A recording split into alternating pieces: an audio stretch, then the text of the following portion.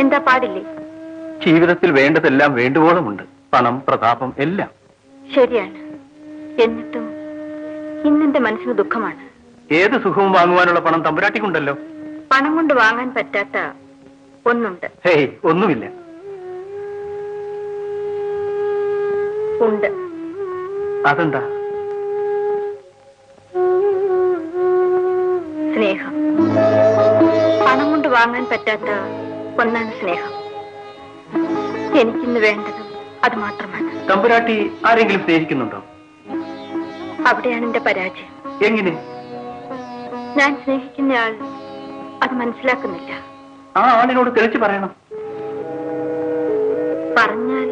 പറഞ്ഞാൽ എല്ലാം നേരെയാകും. തമ്പുരാട്ടി സ്നേഹിക്കുന്നു എന്ന് പറഞ്ഞാൽ തുള്ളിച്ചാടാത്ത വല്ല ഏപ്യനുമുണ്ടോ? അപ്പോൾ തെളിച്ചു പറയട്ടെ. അതാ നല്ലത്. ഞാൻ ജയനെ സ്നേഹിക്കുന്നു. തമ്പുരാട്ടി? അതെ, ജയന്റെ സ്നേഹത്തിനപ്പുറം എനിക്കൊന്നും ആവശ്യമില്ല. ഞാനൊരു പാവമാണ്. തമ്പുരാട്ടി എത്രയോ ഉയർന്നത്. ഞാൻ സ്നേഹിക്കുന്നത് എന്റെ ജയനെയാണ്. പറ്റില്ല തമ്പുരാട്ടി. ഇത് തൽക്കാലം തോന്നുന്നൊരു... അല്ല, ഒരിക്കലുമല്ല. എന്നും എന്നേക്കും ഈ സ്നേഹം എനിക്കുണ്ടാവും. മരണം വരെ എന്റെ മനസ്സിൽ ഇത് ഉറച്ചിരിക്കും. ജയൻ എന്നെ സ്നേഹിച്ചില്ലെങ്കിൽ എനിക്ക് ജീവിതമേ വേണ്ട. എന്നാലും എന്റെ സ്നേഹത്തിന് ഒരു കോട്ടവും ഉണ്ടാവില്ല. ഈ ജന്മത്തിലല്ലെങ്കിൽ അടുത്ത ജന്മത്തിലെങ്കിലും എനിക്ക് ജയന്റെ സ്നേഹം കിട്ടും. ഞാൻ അതുവരെ കാത്തിരിക്കാൻ തയ്യാറാണ്. രോഹിണി സ്നേഹിക്കുന്നത് എന്നെയാണോ എന്റെ സംഗീതത്തെയാണോ? ആദ്യം സ്നേഹിച്ചത് സംഗീതത്തെയാണ്. പക്ഷെ ഇപ്പോ സ്നേഹിക്കുന്ന ജയനെയാണ്. മറ്റേതൊരു ചെറുപ്പക്കാരനായിരുന്നെങ്കിലും ഇങ്ങനെ ചിരിക്കുമായിരുന്നു. പക്ഷേ എന്റെ മനസ്സിൽ സന്തോഷമല്ല തോന്നുന്നത്, ഭയമാണ്. തമ്പുരാട്ടി ഒന്നുകൂടി ആലോചിക്കൂ. ഒന്നല്ല, പല പ്രാവശ്യം. പണം മോഹിച്ച് സ്നേഹം ഭാവിക്കുകയാണെന്നേ മറ്റുള്ളവർക്ക് തോന്നും. മറ്റുള്ളവരുടെ തോന്നലാണോ എന്റെ സ്നേഹത്തിനേക്കാൾ വലുത്? എന്റെ മനപ്രയാസം എനിക്കേ അറിയാവൂ. രോഹിണി എന്നെ സ്നേഹിക്കുന്നെന്ന് എനിക്കറിയാം. രോഹിണിയെ എനിക്ക് ജീവന തുല്യം ഇഷ്ടവുമാണ്. പിന്നെ ഞാൻ അധ്വാനിച്ച് ആ കാശ് കൊണ്ട് പോറ്റേണ്ടതാണ് എന്റെ ഭാര്യയെ. രോഹിണി സമ്പത്തിൽ വളർന്നവളാണ്. ഞാൻ തരുന്ന ചെറിയ ജീവിതം എന്നെങ്കിലും മടുത്താൽ അന്ന് നമ്മുടെ രണ്ടുപേരുടെയും സ്വസ്ഥതയില്ലാതാവും.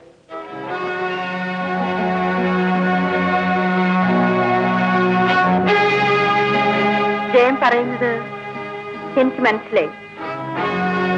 ഞാൻ പണക്കാരിയായി ജനിച്ചു പോയത് എന്റെ കുറ്റമാണോ? ഈ സമ്പത്തെല്ലാം കളഞ്ഞിട്ട് ജയന്റെ കൂടെ വരാൻ ഞാൻ തയ്യാറാണ്. ജയൻ തയ്യാറാണോ? എനിക്ക് അല്പം സമയം വേണം. രോഹിണിയെ പോറ്റാൻ ഒരു ജോലി ഞാൻ നേടട്ടെ.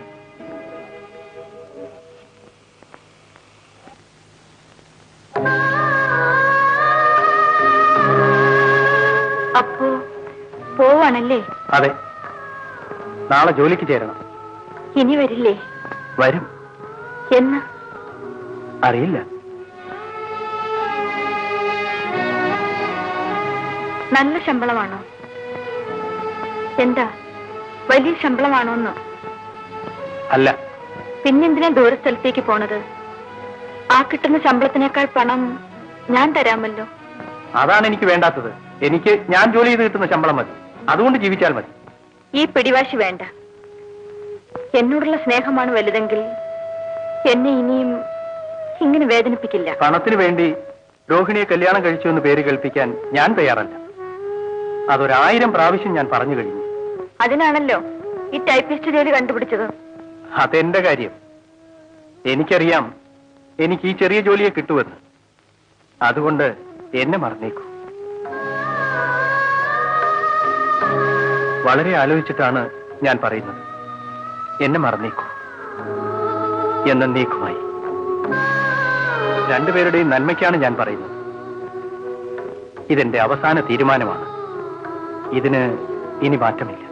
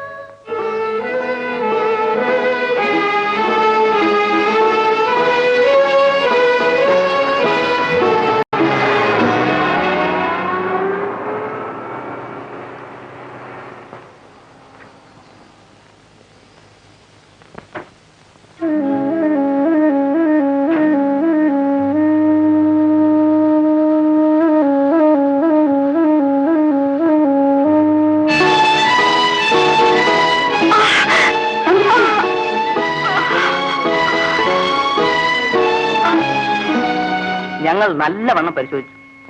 എല്ലാ ടെസ്റ്റും നോക്കി. 3 എക്സ്പെർട്സുമായി ഞാൻ കൺസൾട്ട് ചെയ്തു. ഹാർട്ടിലേക്ക് ശരിയായി രക്തം കയറുന്നില്ല. അതാണ് അസുഖം. കണ്ടീഷൻ സീരിയസ് ആണ്. രോഗിയെ അറിയിക്കണ്ട.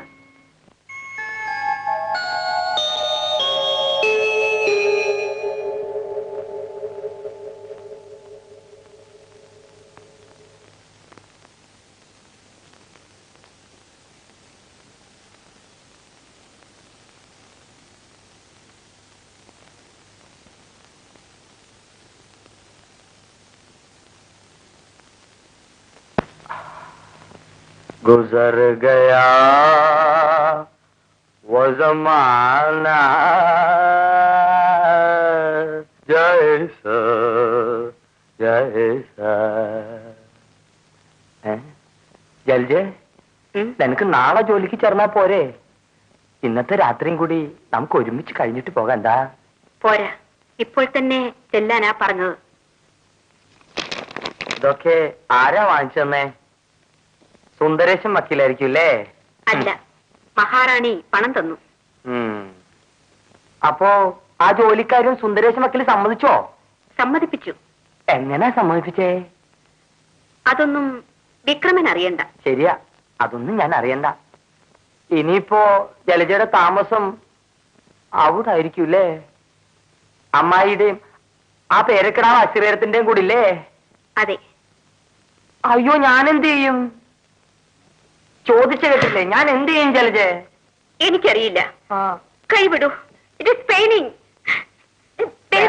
ഇതിലും കൂടുതൽ ഞാൻ വേദനിപ്പിക്കാൻ നോക്കിക്കോളൂ. ജലജെ, ഞാൻ വിടില്ല.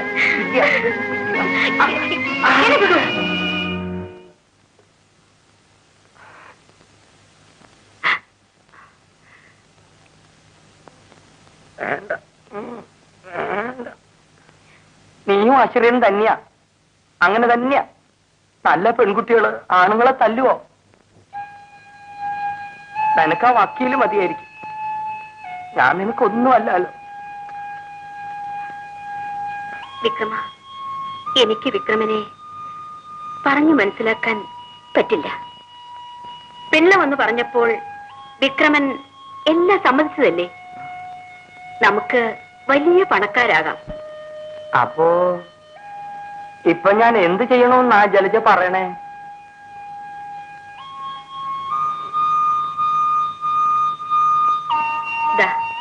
ഇത് കയ്യിൽ വെക്കൂ. ഇതുകൊണ്ട് എങ്ങനെ കഴിഞ്ഞൂടും Jalaja?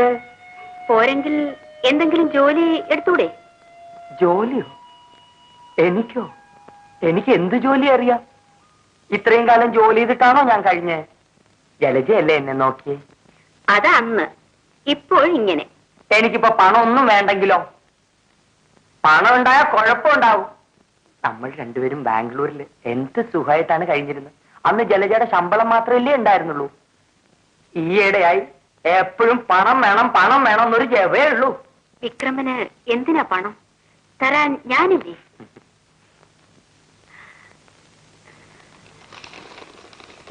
By.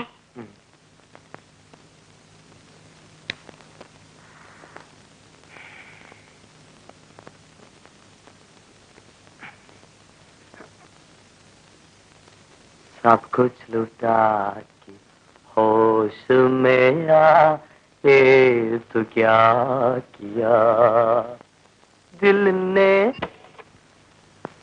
Advocate Sundaresan speaking. വരുമ്പോ ഒരു 10,000 രൂപ ക്യാഷായി കൊണ്ടുവരണം. ക്യാഷോ? ചെക്ക് പോരെ? ചെക്ക് ബുദ്ധിമുട്ടാ. ക്യാഷായി തന്നെ കയ്യിലിരിക്കട്ടെ. അതെല്ലാ കാര്യങ്ങൾക്കും എളുപ്പമായിരിക്കും എന്നാ ജലജയും പറയണേ. ശരി, കൊണ്ടുവരാം.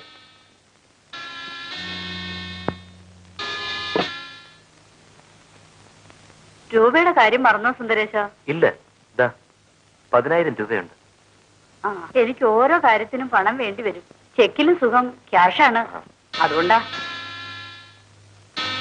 പക്ഷേ ക്യാഷ് അപകടമാണ്. ശ്രദ്ധിച്ചില്ലെങ്കിൽ പോകും. പ്രത്യേകിച്ച് മഹാറാണിയുടെ കാഴ്ച. അതിന് ജലജ കൂടെ ഉണ്ടാവുമല്ലോ. ഒക്കെ അവള് നോക്കിക്കോളൂ. ശരി, എന്നാ സുന്ദരേശൻ പോകൂ. എനിക്കൊന്ന് ഷോപ്പിങ്ങിന് പോണം. പിള്ളേ, കാർ റെഡി.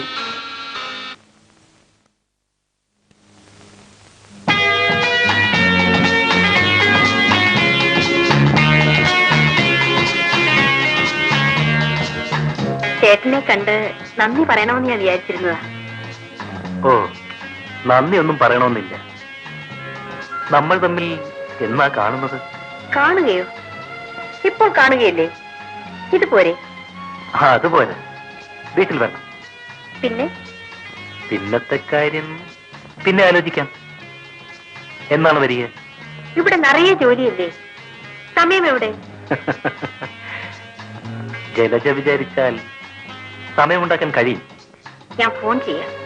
തമ്പുരാട്ടി കാത്തിരിക്കുന്നു.